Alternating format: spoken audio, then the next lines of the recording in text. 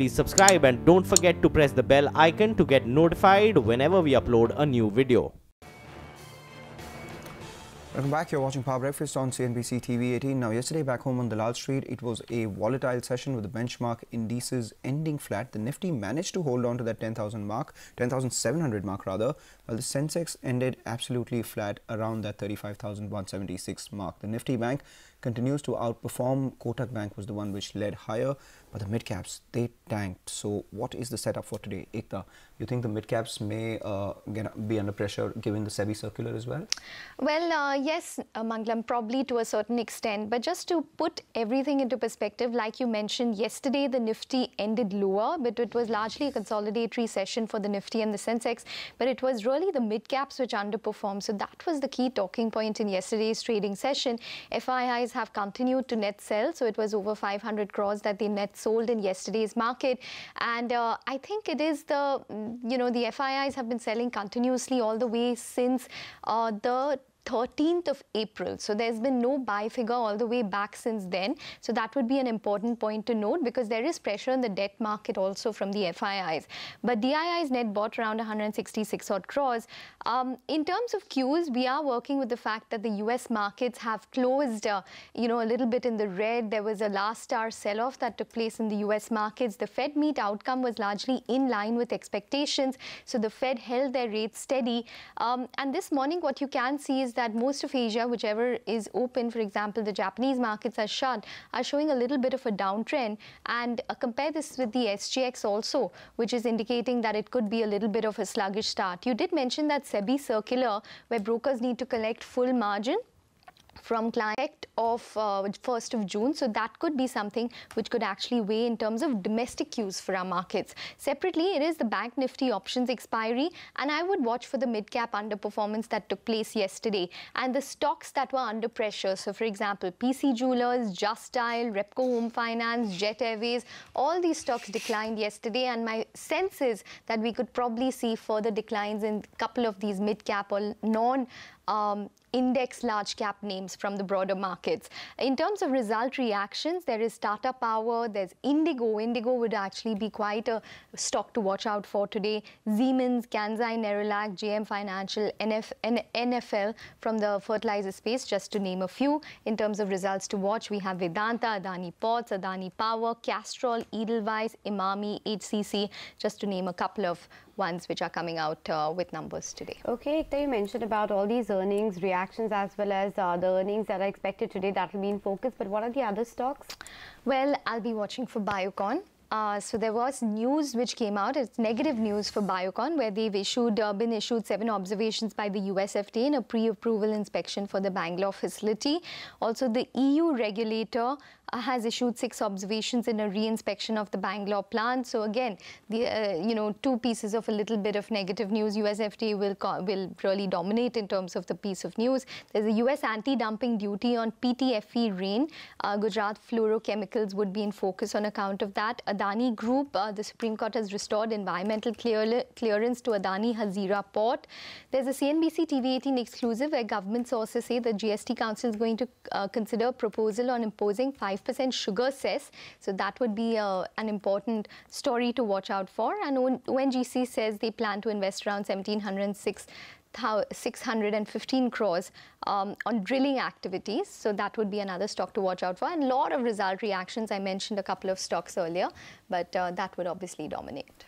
Okay, Ekta, thank you so much for joining us. Well, straight on to some market opinion now. We spoke to Jay Bala of cashthechaos.com to know his view on the market and his top sectoral bets. Hear him out. The markets are going to have a shallow correction. I was expecting correction somewhere in the region of, the correction to start somewhere in the region of 10,800 to 10,825. And we have seen a high of 10,785, which is close enough. So be prepared for a shallow correction. And my interpretation of the charts is that it's unlikely to fall below 10,500. But I'm not saying it has to come to 10,500. It can be even shallower than that. But give some additional allowance for the market to correct. But once that is done, I think the market is heading for further record highs. I'm still bullish on pharma. I like Glenmark Pharma within the pharmaceutical space, and Glenmark is a 3-bagger for me.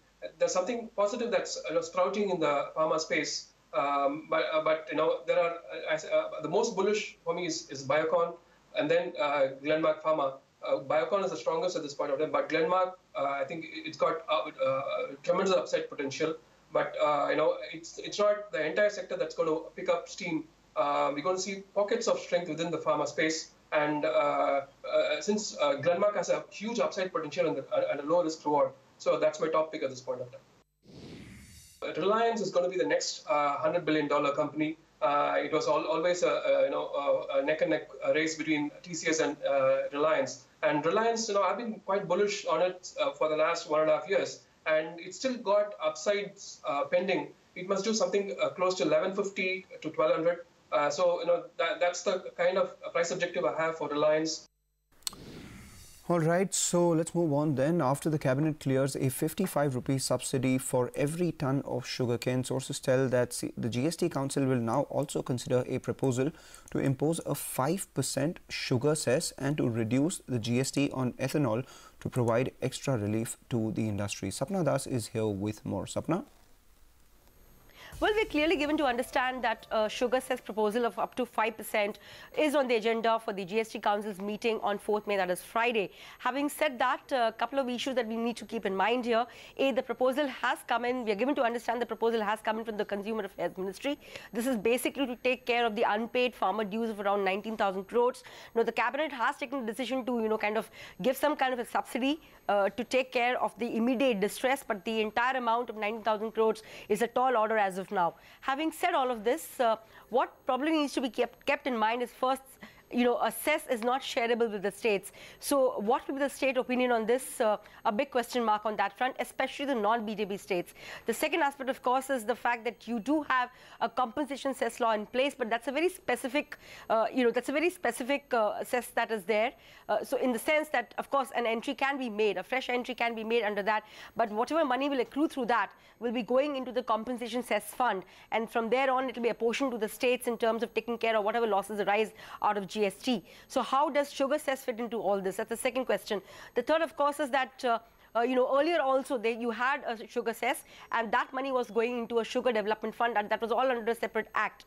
So will all of this require amendments to the GST laws? Because none of the GST laws right now, be it IGST, CGST, SGST, and even the compensation cess law that I've just spoken about, they do not cater to this kind of a demand. And last but not the least, the key question here, would this be the right the way to go? Bringing in the cess aspect again once all the cesses have been subsumed under GST. So this is a call that is to be taken in the GST Council, but a very live and kicking issue. And of course, let's not forget that even if there is a cess or whatever decision that is taken, it will be inflationary in nature, in the sense that someone at the ground level will have to pay for that. So an interesting development. We have to keep an eye on that as to what really happens. Not very sure whether the decision is likely on 4th of May. Okay, we will keep an eye out on 4th of May to see what comes out of this proposal. But we also spoke to MS Mani of Deloitte India and Prateek Jain of PwC India to know what a cess of this sort will actually mean for the consumers. Take a listen. Directionally, we are going back to the days of cesses, and we start with a sugar cess to cover up a deficit. This sets a precedent for many other cesses to follow. Then the whole purpose of the press release that we saw in June 2017 to a large extent gets vitiated. And this gives opening room to many other businesses, many other sectors to get back by saying that the best way to fund a deficit in a particular sector or to fund the expenditure in a particular sector is to levy a cess. Cess, of course, will impact the consumer prices because it will not be available as a credit and to industry. And also, for direct sale of sugar to the consumer like you and me, there will be an additional incidence. It will also mean that some part of the benefit that consumers got by reduction of price after GST, because the rates on, let's say, chocolates and many others, got reduced substantially. Now the industry would be constrained to increase the prices as well. Introducing a new tax or a levy like a tax, which was never supposed to be part of GST. And also, 10 months down the road, what kind of signal are we sending to the international community? It's one step sort of ahead and two steps backward. All right, so we'll keep an eye out on this one. But after steel and aluminum, the United States has imposed tariffs on PTFE resin imports from India and China. So what is PTFE? It's a mouthful to say the least. Polytetrafluoroethylene is the chemical name, but Teflon coating used in frying pans is made using this formula. So key to simplify it. Rituparna Bhuya is here with more details. Ritu, what exactly does this mean for industry, the Indian industry? United States will be imposing an anti-dumping duty of 18.49% on PTFE resin imported from India. This chemical is manufactured in India by a company called Gujarat Fluorochemicals Limited. In an initial report which the US Department of Commerce released, it has said that in 2016 around $14.3 million worth of this chemical was imported from India. Similar anti-dumping duty has also been imposed on the same chemical from China as well. And while releasing this initial report, the US Department of Commerce Secretary Wilbur Ross said, and I quote, the dumping of goods below market value in the US is something the Trump administration takes very seriously. We will continue to stand up for American workers and businesses in order to ensure that everyone trades on a level playing field. With that, it's back to you. Just get a quick handle on what's taking place in the Asian markets. We're getting early rates from Hang Seng, and that one indicates a cut of close to 460 points. So we'll keep an eye out on that. A sharp decline on the Hang Seng, which is the key underperformer among all the other Asian indices. The Nikkei is shut today. The SGX Nifty indicating a cut of 40 points at the start. So we'll keep an eye out on the index. But shifting focus to individual stocks now, Interglobe Aviation reported a shocker of a quarter. Sonia, what impacted these earnings negatively?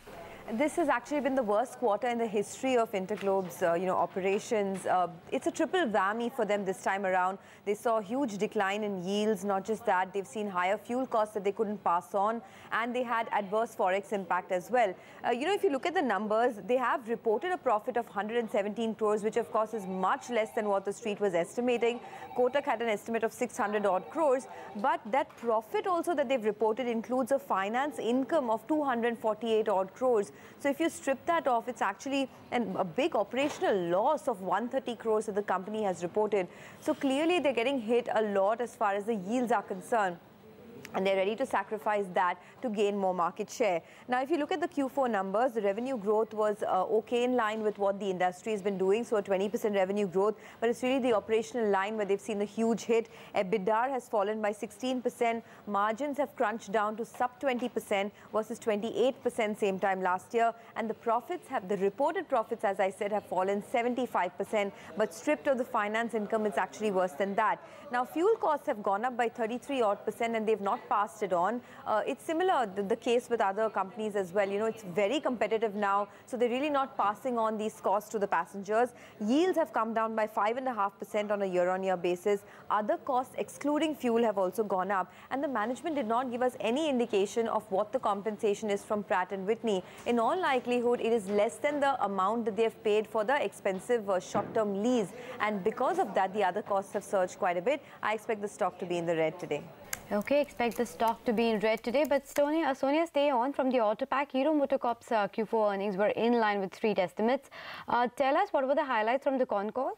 Well, in the conference call, they did talk a lot about the margin pressures. Remember, this time around, the operational performance has been slightly below street estimates. They spoke about how margin pressures could continue over the next 1 to 2 quarters. That's because raw material costs have been higher, and it comes with a lag effect. So over the next 1 to 2 quarters, you could see the spillover effect of higher raw material costs. Not just that, they expect a double-digit growth for the two-wheeler industry in this year, and they said that Hero MotoCorp will follow suit. They also said that, from the month of April, the CBS and ABS, which is the anti-braking systems, the safety norms, they'll become compulsory in all devices, and because of that, the cost of these bikes will go up. they'll go up by about 500 to 4,000 rupees. And this cost needs to be passed on to customers. If Hero MotoCorp doesn't do that, then they may have to bear the hit themselves. So there are a couple of, pressure points on margins, which they did speak about in the conference call. Okay, so we'll keep an eye out on how the margin trajectory moves going forward. But on to some key earnings expected today. Emami will be on our radar on back of its Q4 numbers today. Remember, the stock is an underperformer in the FMCG space. Mangalam, what are you expecting in terms of the numbers? Absolutely. So like the stock is an underperformer in the FMCG space. It was hurt because of the weakness coming by in both rural and wholesale markets, and they have exposure to the MENA region as well, which is Middle East and North Africa. So there is some valuation support, but we need to see growth come by, and that is what one is expecting in this quarter. So domestic volume growth seen between 7 to 8%. That is something we'll watch out for. More importantly, watch out for the margins as well, because one of their key products, which is the Zandu Balm product, which uses mentha oil, and mentha prices have been higher by about 51%. More importantly, also watch out for performance of Kesh King and Pancharist. They've been a problem point for the company over the last few quarters. Kesh King has more exposure to the wholesale business, so let's see if there is recovery or not. So overall, a revenue growth of 10.5% expected. EBITDA would grow a tad bit lower given the higher input cost prices. So the margins are likely to decline by 50 basis points, and net profit is likely to come down by about grow by about 10% at 91 crore rupees, which will be aided by lower finance costs. Remember, we'll have to watch for cash profits on Emami as well, because they have 60-70 crore rupees worth amortization that they do on the Kesh King brand that they had bought. In terms of volumes, again, like I said, 7 to 8% is what we're watching out for. And apart from individual projects, watch out for watch out for what the management says on increasing their direct distribution and reducing the wholesale dependence. Okay, Mangalam, we trust you to keep an eye out on all of those things. Break now. We will discuss some more earnings which are expected today. Adani Ports and Vedanta after we come back from this short break.